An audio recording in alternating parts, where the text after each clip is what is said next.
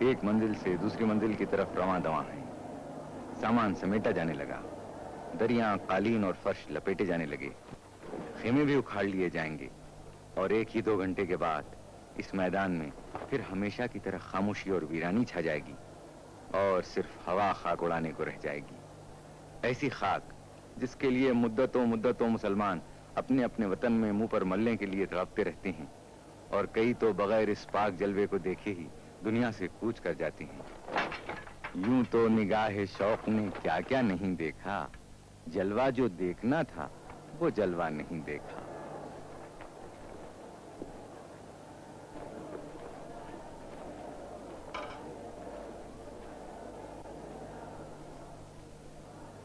خیمے اکھاڑ لیے گئے، لیکن ابھی یہ لپیٹ کر آئندہ سال کے لیے رکھے نہیں جائیں گے، بلکہ عرفات سے مینا روانہ کر دیے جائیں گے، جہاں ابھی حاجیوں کو چند روز اور ٹھہرنا ہوگا.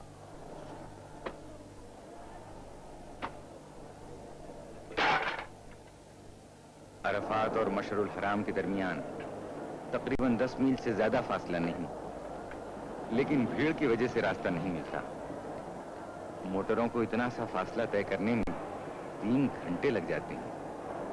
اس لیے بعض حاجی پیدل چلنے کو بہتر سمجھتے ہیں، کیونکہ پیدل آدمی آسانی سے راستہ نکال سکتا ہے.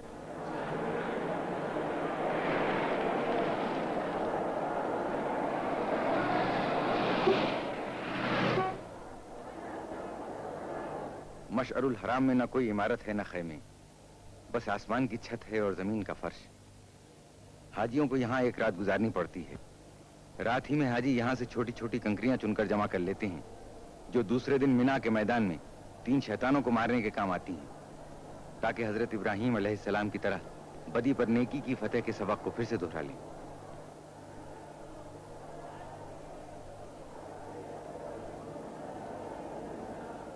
تھوڑے سے حاجی راستوں کی بھیڑ سے بچنے کے لیے عرفات ہی میں ٹھہر گئے ہیں. یہ رات کا کھانا بھی یہیں کھائیں گے. آدھی رات کے بعد یہ لوگ عرفات سے روانہ ہوں گے.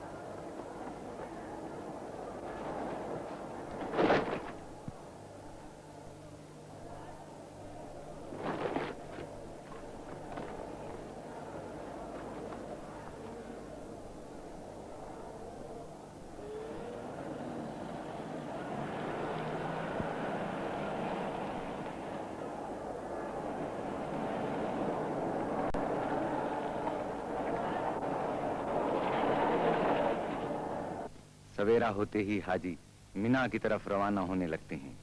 یہ رسوم حج طہارت دل و دماغ کے لیے ضروری ہیں. مختلف مقامات پر جا کر ارکان مقررہ کی تکمیل کرنا حقیقت میں نیکی، پاکیزگی اور وحدانیت کا سبق ہے. اسی لیے کہا گیا ہے حج کے بعد آدمی اسی طرح معصوم ہو جاتا ہے جس طرح ایک بچہ شکم مادر سے دنیا میں آتا ہے. یہ کارواں ہے رواں منزل مینا کی طرف، یہ کارواں ہے رواں منزل مینا کی طرف. کریں گے جس جگہ تجدید رسم ابراہیم، یہ کارواں ہے رواں منزل مینا کی طرف. وقار خیر سے لرزاں رہے شر ابلیس، کہ ہے یہی شہ خیر الانام کی تعلیم. یہ کارواں ہے رواں منزل مینا کی طرف. عرفات سے اکھاڑے ہوئے خیمے اب مینا میں نظر آ رہے ہیں. یہ خیمے ایک ہی رات میں عرفات سے یہاں پہنچا دیے گئے۔ مشعر الحرام سے حاجیوں کے مینا پہنچنے تک یہ خیمے یہاں پہنچا کر نصب کر دیے جاتے ہیں۔ مینا کے قریب کی عمارتیں بھی حاجیوں کے ٹھہرنے کے لیے حاصل کر لی جاتی ہیں۔ آج 10ویں ذی الحجہ ہے۔ آج کے دن حاجیوں کو 3 فریضے ادا کرنے پڑتے ہیں: شیطانوں کو کنکریاں مارنا، قربانی، مردوں کو سر منڈوانا اور عورتوں کو ناخن اور بالوں کی ایک لٹ کاٹنا۔ یہ مکروہ حیولہ شیطان کا ہے۔ یہاں ایسے 3 شیطان ہیں۔ ہر شیطان کو 7 کنکریاں ماری جاتی ہیں۔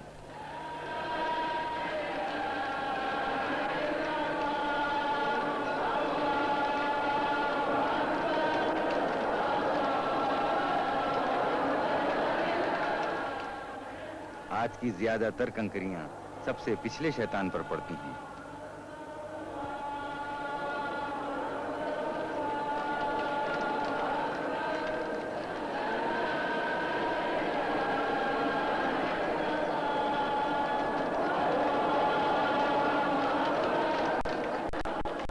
بعض حاجی کنکریاں مارنے پر اتفاق نہیں کرتے، جوش میں آ کر اپنے پھٹے پرانے چپل بھی پھینک مارتے ہیں۔ یہ تینوں شیطان جمرات کہلاتے ہیں اور کنکریاں مارنے کو رمی جمرات کہتے ہیں۔ یہ تینوں شیطان پتھر اور گچ کے 3 ستون ہیں جن پر کنکریاں ماری جاتی ہیں۔ یہ دیواروں کے احاطے میں ہیں۔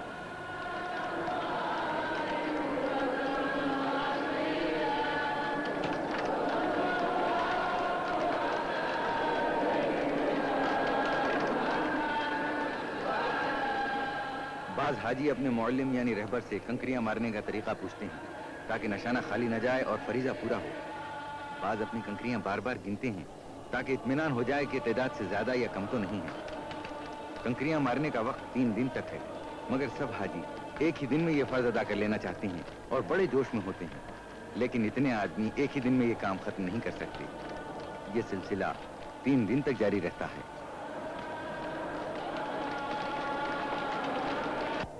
10ویں ذی الحجہ کو حاجی کے لیے مینا میں قربانی کرنا واجب ہے۔ ایک اونٹ یا ایک دمبا یا ایک مینڈھا یا کم سے کم ایک بھیڑ۔ اگر ایک سے زیادہ جانوروں کی قربانی کریں تو اور بہتر ہے۔ صاحب حیثیت اکثر ایک سے زیادہ قربانی کرتے ہیں۔ اگر حج کے زمانے میں کوئی ایسی لغزش ہو گئی ہو جو حج میں منع ہے تو اس کے لیے ایک قربانی الگ کفارے کے طور پر کرنی پڑتی ہے۔ قربانی کے لیے لاکھوں جانوروں کی ضرورت ہوتی ہے۔ ایک زمانے سے عرب اور عرب کے قریبی ملکوں ایشیا اور افریقہ سے جانور لائے جاتے ہیں۔ مینا میں بھی دوسرے بازاروں کی طرح جانوروں کا بازار ہے جہاں خوب مول تول ہوتا ہے۔ اکثر زبان کے اختلاف کی وجہ سے تھوڑی سی دقت بھی ہوتی ہے، لیکن مکے اور مج لیتے ہیں۔ جن کی زبان نہیں سمجھی جاتی یا جو عربی نہیں بول سکتے انہیں کچھ زیادہ ہی قیمت دینا پڑتی ہے۔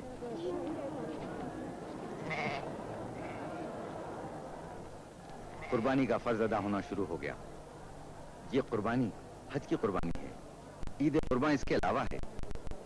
جو لوگ خود ذبح نہیں کر سکتے ان کی طرف سے قصاب ذبح کر دیتے ہیں۔ قربانی دینے والے صرف ہاتھ لگا دیتے ہیں۔ ہر سیکنڈ قربانی کیے ہوئے جانوروں کی تعداد بڑھتی جاتی ہے اور جگہ کی تنگی ہوتی ہے، اس لیے بڑی بڑی خندقوں میں قربانی کیے ہوئے جانوروں کو بھرتے جاتے ہیں جو پہلے سے کھود کے تیار رکھی جاتی ہیں۔ جو حاجی قربانی کر چکا ہے وہ فوراً ہی اپنی جگہ دوسرے کے لیے چھوڑ دیتا ہے۔ چھوٹے جانوروں کے علاوہ اونٹ کی بھی قربانی دی جاتی ہے۔ بلڈوزروں کے ذریعے خندقوں کو دبا کر برابر کر دیتے ہیں تاکہ ہوا خراب نہ ہو۔ قربانی حضرت ابراہیم کی یادگار ہے اور اللہ نے اس واقعے کو تاریخی اہمیت دے دی۔ مسلمانوں پر اس کو اس لیے فرض کر دیا کہ ایسی بے لوث بے غرض محبت پیدا کر لیں جس میں رتی برابر شبہ نہ ہو۔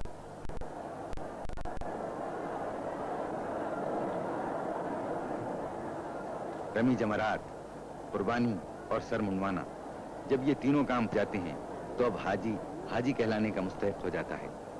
حج کے باقی اعمال میں صرف اتنا اور باقی رہ جاتا ہے کہ مینا سے روانگی سے پہلے دوبارہ رمی جمرات کرے، پھر مکہ واپس جا کر کعبے کے گرد 7 بار طواف کرے اور صفا اور مروہ کے درمیان سعی کرے۔ مبارک تم کو تکمیل رسوم اولی کرنا، مبارک تم کو تعمیل الہ العالمین کرنا۔ خدایا ہر مسلمان کو یہ روزے باسعادت دے دیا شوق زیارت سب کو توفیق زیارت دے ذی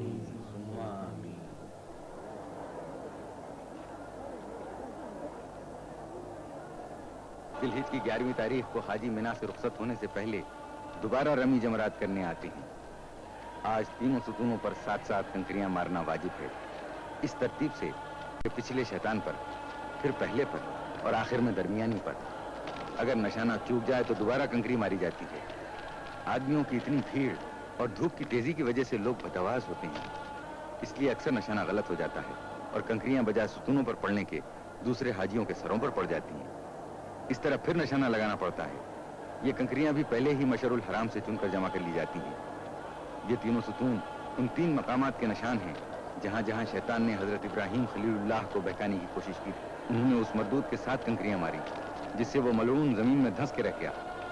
اسی طرح 3 بار ابراہیم علیہ السلام نے 7 حاجیوں کا 7 کنکریاں مارنا حضرت ابراہیم کی یادگار ہے، تاکہ ہر حاجی کو یہ یاد رہے کہ شیطان کے بہکاوے میں کہیں نہ پھنس جانا اور راہ رات سے نہ بھٹک جانا۔ حاجیوں کا قیام 3 روز تک منا میں رہتا ہے۔ ان دنوں میں مقامی بازار کی رونق بہت زیادہ بڑھ جاتی ہے۔ بازار بین الاقوامی نمائش نظر آنے لگتا ہے۔ دنیا کے ہر ملک کا خاص اور عمدہ مال یہاں مل سکتا ہے۔ مقامی دکانداروں کے ساتھ دنیا کے دوسرے ملکوں کے تاجر بھی ہوتے ہیں جو حج کرنے آتے ہیں اور اپنے ملک کی خاص چیزیں بھی ساتھ لاتے ہیں۔ انسانوں کا ایک سمندر ہے، ان کے سر یوں نظر آ رہے ہیں کہ جیسے سمندر میں طوفانی موجیں اٹھ رہی ہیں۔ عورتوں اور بوڑھوں کو ایسی حالت میں بڑی دشواری کا سامنا کرنا پڑتا ہے، لیکن اللہ کی خوشنودی کا خیال بازوؤں میں جوش پیدا کر دیتا ہے۔ عقیدے کی پختگی ہر مشکل کو آسان کر دیتی ہے۔ آپ کو اس مجمع میں ہر ملک، ہر رنگ، ہر صنف اور ہر عمر کے لوگ نظر آئیں گے۔ مرد، عورت، بوڑھے، جوان، گورے، سانولے، زرد اور سیاہ فام۔ منا کا میدان ایک چلتا پھرتا چمن سا نظر آتا ہے جس میں ہر رنگ کا پھول ہو، ہر چیز جدا جدا، مگر جس طرح وہ کام ایک کر رہے ہیں اس طرح ان کے دلوں میں بھی ایک نور ایمانی ہے، ایک حالت اور ایک خیال دل میں لیے ہوئے۔ اللہ اکبر، اللہ اکبر، لا الہ الا اللہ، اللہ اکبر۔ اے خدا تو عظیم ہے، تو واحد ہے، تو بڑا ہے۔ پچھلی خطاؤں کو درگزر کر آئندہ نیک رہنے کی توفیق عطا فرما، کیونکہ تیری رحمت بے پایاں ہے۔ رحمت پر تیری میرے گناہوں کو ناز ہے، بندہ ہوں جانتا ہوں تو بندہ نواز ہے۔ رمی جمرات کے لیے ہر شخص دوسرے سے آگے بڑھ جانا چاہتا ہے۔ اس طرح جوش میں آنا اور شیطانوں کو کنکریاں مارنا عجیب نظارہ پیش کرتا ہے۔ منا میں حاجیوں کے ٹھہرنے کا مسئلہ اب بھی توجہ کرنے کے قابل ہے۔ تمام خیمے اور وہ عمارتیں جو حاصل کر لی جاتی ہیں ان میں بھی ایک کی جگہ کئی آدمیوں کو مجبوراً ٹھہرایا جاتا ہے، پھر بھی ایک بڑی تعداد یوں ہی رہ جاتی ہے۔ منا میں یہ ہے مسجد خیف، یہ اتنی ہی قدیم ہے جتنا دین اسلام۔ حضور سرور عالم نے اپنے صحابیوں کے ساتھ کئی بار اس مسجد میں نماز جماعت ادا فرمائی ہے۔ مسجد کا صحن کافی بڑا ہے جس کی لمبائی 100 میٹر اور چوڑائی 90 میٹر ہے۔ مسجد کے صحن میں ایک گنبد ہے جس کے متعلق کہا جاتا ہے کہ یہ آن حضرت کے ٹھہرنے کا حجرہ تھا جس میں حضرت نے تہجد کی نماز ادا فرمائی تھی۔ جڑے کونین کے بڑے ہیں قدم، نہیں وہ خاک کے ذرہ شر کی عظمت کے، یہ سب امین ہیں میراث آدمیت کے۔ نلوں میں پینے کا پانی زیادہ تر باولیوں سے حاصل کیا جاتا ہے۔ باولیاں ایرانی طرز کی اور سینکڑوں سال پرانی ہیں۔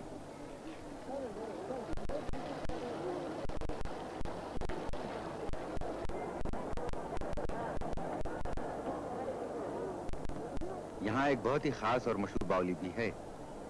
یہ باولی عباسی خلیفہ ہارون رشید کی زوجہ ملکہ زبیدہ نے بنوائی تھی، جو آج تک اسی کے نام سے مشہور ہے۔ حال میں سعودی عرب کی حکومت نے جدید طریقوں سے پانی حاصل کرنے کا بھی معقول انتظام کیا ہے۔ متعدی یعنی پھیلنے والی بیماریوں کی روک تھام کا بھی خاص انتظام ہے۔ سعودی حکومت کی وزارت صحت کی طرف سے ایک کیمپ قائم کر دیا جاتا ہے۔ اس محکمہ کے لوگ دن میں کئی بار آ کر تمام دکانوں میں، خیموں میں، عمارتوں اور مکانوں میں دوا چھڑک جاتے ہیں۔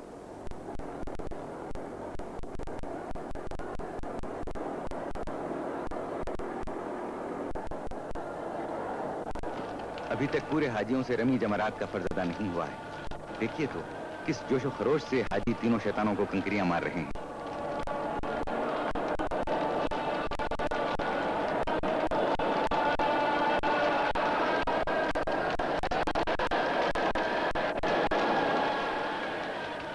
شیطان کنکریوں میں ڈوب گئے ہیں. یوں لگتا ہے جیسے شیطان لعنت کے سمندر میں غرق ہو کر رہ گیا ہو.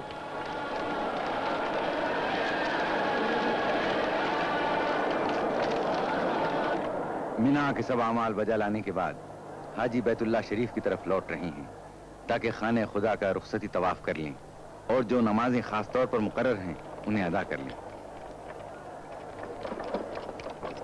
مینا سے مکہ شریف 12 کلومیٹر دور ہے. اس مقدس ترین اور پاک مقام پر خاص لطف آتا ہے. موٹر کاروں اور بسوں کو بھیڑ کی وجہ سے رک رک کر آہستہ آہستہ چلنا پڑتا ہے.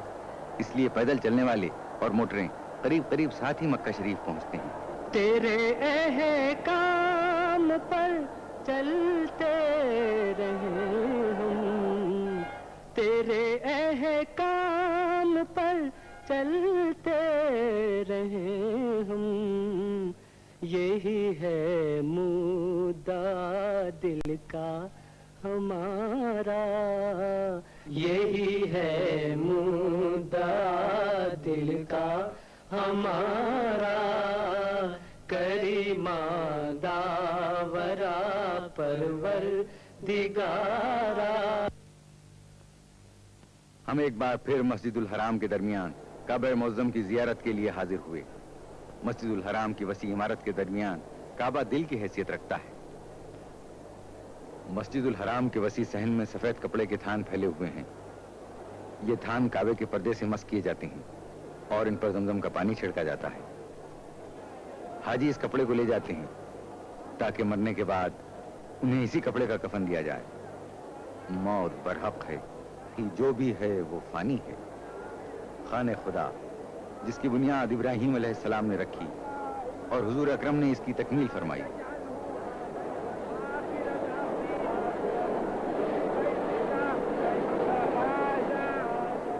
مسجد الحرام کے صحن میں بہت اعلیٰ درجے کے قیمتی سنگ مرمر کا شاندار منبر ہے جو ترکی کے عثمانی سلاطین کا بنایا ہوا ہے. اور یہ ہے مقام ابراہیم. کہتے ہیں کہ وہ پتھر جس پر حضرت ابراہیم خلیل اللہ نے کھڑے ہو کر اپنے ہاتھ سے کعبے کی دیوار بنائی تھی یہی موجود ہے. یہ حجر اسود ہے. حضرت محمد مصطفیٰ صلی اللہ علیہ وآلہ وسلم نے اپنے دست مبارک سے کعبے کی دیوار کے 2 پایوں کے درمیان نصب کیا. کعبے کا غلاف سیاہ رنگ کے موٹے بنے ہوئے ریشم کا پردہ ہے جو خانہ خدا کو اپنی آغوش میں لیے ہوئے ہے. یہ کعبے کے اوپر سے نیچے تک چاروں طرف لپٹا ہوا ہے. اس میں بڑی کاریگری سے بنائی میں نہایت خوشخط قرآنی آیتیں تحریر کی گئی ہیں. آیتیں وہی ہیں جو اللہ تعالیٰ کی طرف سے حج کے احکام اور تمام دنیا کے مسلمانوں کو آپس میں اتحاد و اتفاق قائم کرنے کی تعلیم دیتی ہیں. یہ پورا پردہ ہاتھ کا بنا ہوا ہے. اس فلم کی تیاری کے موقع پر جب ہمارے کیمرامین نے مسجد الحرام کی عکاسی شروع کی تو آسمان بالکل صاف تھا، لیکن یکایک بادل آنے شروع ہوئے اور دیکھتے ہی دیکھتے سارا آسمان بادلوں سے ڈھک گیا. مشتاق تجلی کو بس ایک تجلی دے، بڑھ جائے طرف دل کی کچھ ایسی تسلی دے. مشتاق تجلی کو بس ایک تجلی دے.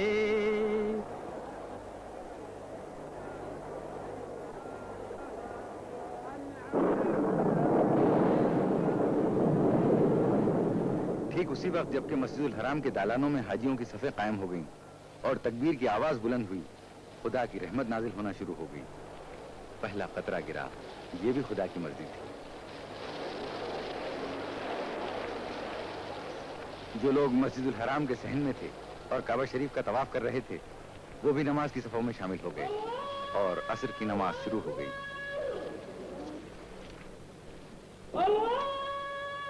شروع کرتا ہوں اللہ کے نام سے جو بہت مہربان اور رحم کرنے والا ہے. تمام تعریف اس کے لیے ہے جو سب جہانوں کا پروردگار ہے، مہربان ہے اور رحم کرنے والا ہے، قیامت کے دن کا مالک ہے۔ ہم تیری ہی عبادت کرتے ہیں اور تجھی سے مدد مانگتے ہیں۔ ہم کو سیدھے راستے کی ہدایت فرما، ان کا راستہ جن پر تو نے اپنی نعمتیں نازل کی، ان کا راستہ نہیں جن پر تیرا غضب ہوا اور جو بھٹک گئے۔ شروع کرتا ہوں اللہ کے نام سے جو بڑا مہربان اور رحم کرنے والا ہے۔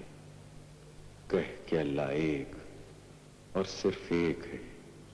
اللہ بے نیاز ہے، نہ وہ کسی سے پیدا ہوا اور نہ اس سے کوئی پیدا ہوا، ہرگز کوئی اس کا سا نہیں۔ وہ اپنی شان اور حیثیت میں اکیلا ہے۔ جیسے ہی نماز ختم ہوئی بارش بھی تھم گئی، بادل چھٹ گئے، پانی کے قطرے کعبہ شریف کے پرنالے سے اب بھی گر رہے تھے۔ سورج کی روشنی میں زیادہ چمک آ گئی، گویا ان لوگوں کی پاکیزہ دلوں کی روشنی نظر آنے لگی جو حرم خدا کے کبوتروں کی طرح بھولے والے سلو آشتی کا نمونہ بنے ہوئے اپنے پروردگار کا حکم پورا کرنے کے لیے دور دراز ملکوں سے آ کر جمع ہو گئے ہیں۔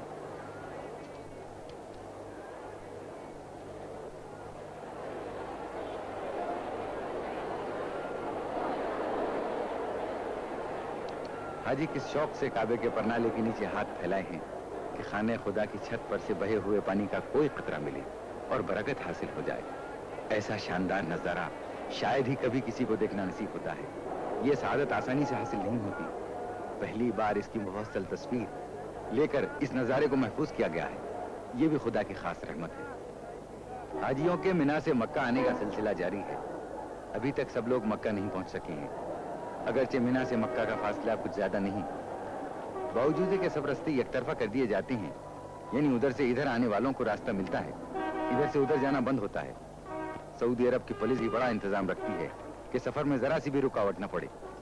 گاڑیوں اور پیدل چلنے والوں کی قطاریں الگ اور قاعدے سے بنا دی جاتی ہیں، پھر بھی اتنی تعداد میں گاڑیاں اور پیدل چلنے والے ہوتے ہیں کہ آسانی سے آگے بڑھنا مشکل ہوتا ہے۔ سفر کی رفتار بہت سست رہتی ہے۔ بہت ممکن ہے کہ حاجیوں کا آخری دستہ آدھی رات کے بعد مکہ پہنچ سکے۔ یہ ایمان کا جوش، یہ حج کا شوق 1400 سال سے جاری ہے۔ اس میں کوئی کمی نہیں ہوتی بلکہ زیادتی ہی ہوتی جاتی ہے۔ یہ پہاڑیاں جو مکے کے مقدس شہر سے صرف 9 کلومیٹر کے فاصلے پر ہیں، دین اسلام کی ابتدا کی خاموش گواہ ہیں۔ اسلام کی حیرت ناک ترقی، حق کی ایک آواز اور اس کا ساری دنیا میں اتنی جلدی پھیل جانا، یہ پہاڑیاں ان سب تاریخی حقیقتوں کی چشمدید گواہ ہیں۔ پکارا جس نے بس تجھ کو پکارا، کریما داورا پروردگارا۔ یہ غار ہرا ہے۔ یہاں نبوت کے اعلان سے پہلے حضرت عبداللہ کے یتیم و جواں سال فرزند حضرت محمد مصطفیٰ صلی اللہ علیہ وسلم تنہائی میں بیٹھ کر غور و فکر میں کئی دن اور کئی راتیں گزار دیتے تھے۔ اسی غار میں حضرت نے فرشتے کی زبان سے خدا کا حکم سنا۔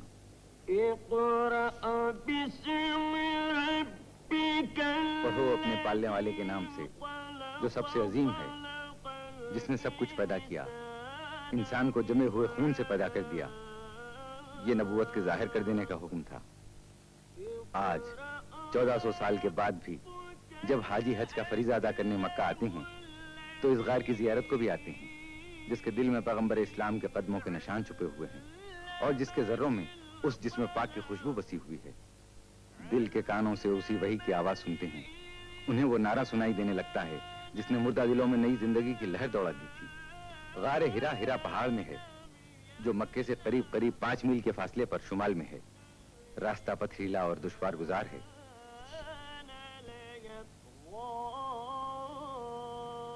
یہاں سے ہم پھر منا جاتے ہیں۔ اب منا بالکل خالی، خاموش، جوتے اور کنکریاں کھا کر بڑا شیطان بھی چپ ہے۔ دوسرے شیطان بھی چپ چاپ کھڑے آئندہ سال کا انتظار کر رہے ہیں، جبکہ پھر حاجی آئیں گے اور تینوں شیطان ان کے ہاتھوں کی ماری ہوئی کنکریوں میں چھپ جائیں گے۔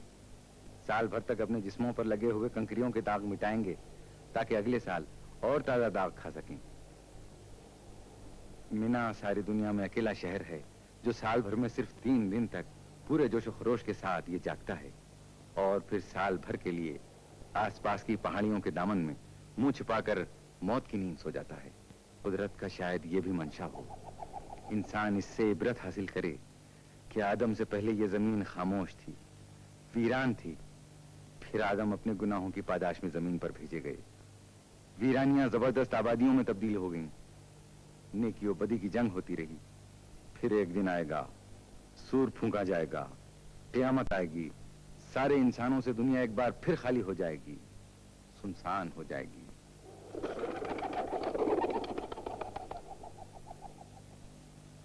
یہ کبوتر بھی کسی زندہ مقام کی طرف اڑ کر جا رہے ہیں۔ گھر خالی، کام کرنے کی مشینیں جیسے مردہ، مساجد چپ۔ شاید کبھی اتفاقاً کسی راہگیر کے قدموں کی آواز سنائی دے، یا پاس سے گزر کر دور ہوتی ہوئی موٹر کے انجن کی صدا سے یہ گہری اور مستقل خاموشیاں لمحہ بھر کے لیے ٹوٹ جائیں، ورنہ اب سال بھر تک یہ خاموشی مینا کی قسمت ہے۔ ہے سارے جہاں سے نرالا، یہ منظر ہے سارے جہاں سے نرالا، حقیقت کو دیکھے کوئی آنکھ والا، عرب اور عجم ہے سبھی ایک صف میں، نہ آقا نہ خادم نہ گورا نہ کالا، نہ آقا نہ خادم نہ گورا نہ کالا، نہ فخر امارت نہ شرم غریبی، نہیں کوئی معیار ادنا و اعلیٰ، نہیں کوئی معیار ادنا و اعلیٰ۔ دبستان وحدت میں تقسیم گم ہے، منو تو کی تفریق و تعلیم گم ہے، منو تو کی تفریق و تعلیم گم ہے۔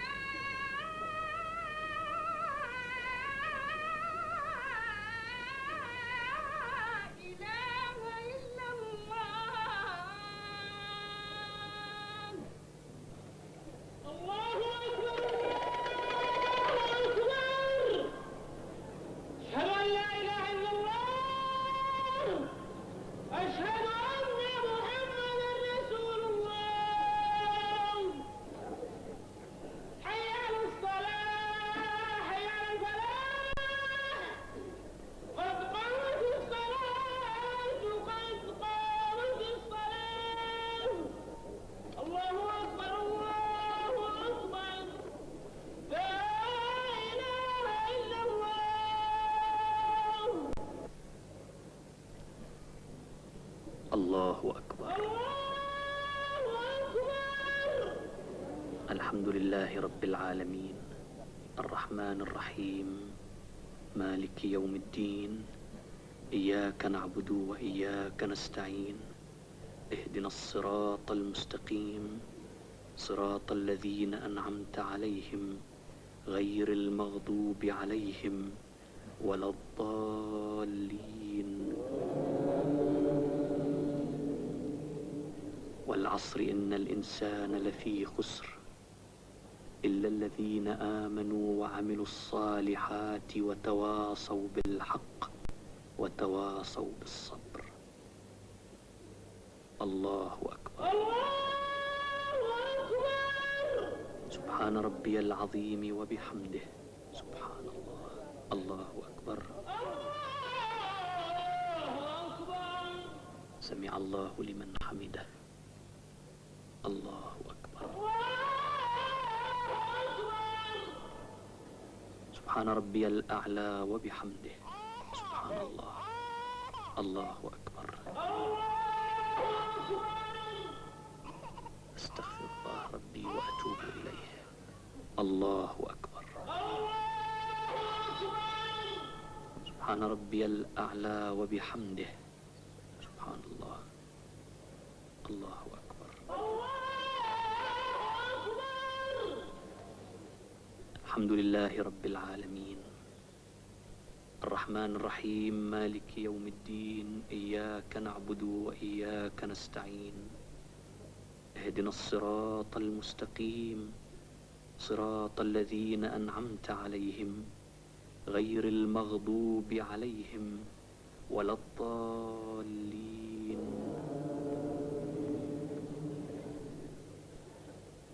ألم تر كيف فعل ربك بأصحاب الفيل ألم يجعل كيدهم في تضليل وأرسل عليهم طيرا أبابيل ترميهم بحجارة من سجيل فجعلهم كعصف مأكول. الله سبحان ربي العظيم وبحمده. سبحان الله. الله أكبر. سمع الله لمن حمده. الله أكبر.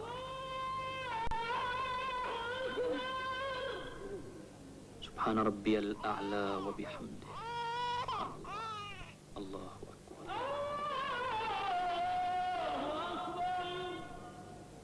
استغفر الله ربي وأتوب إليه. الله أكبر. سبحان ربي الأعلى وبحمده. سبحان الله. الله أكبر.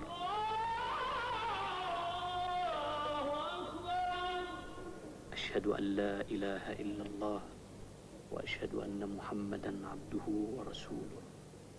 السلام عليكم ورحمة الله. السلام عليكم ورحمة الله.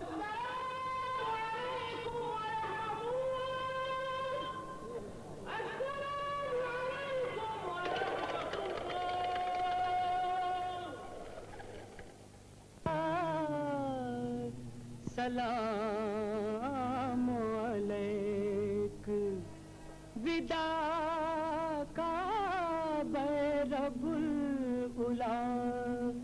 سلام علیک دیار جان فضا رحمت فشاں سے جاتے ہیں چلے ہیں اس طرح گویا جہاں سے جاتے ہیں. جبین شوق لیے آستاں پہ آئے تھے.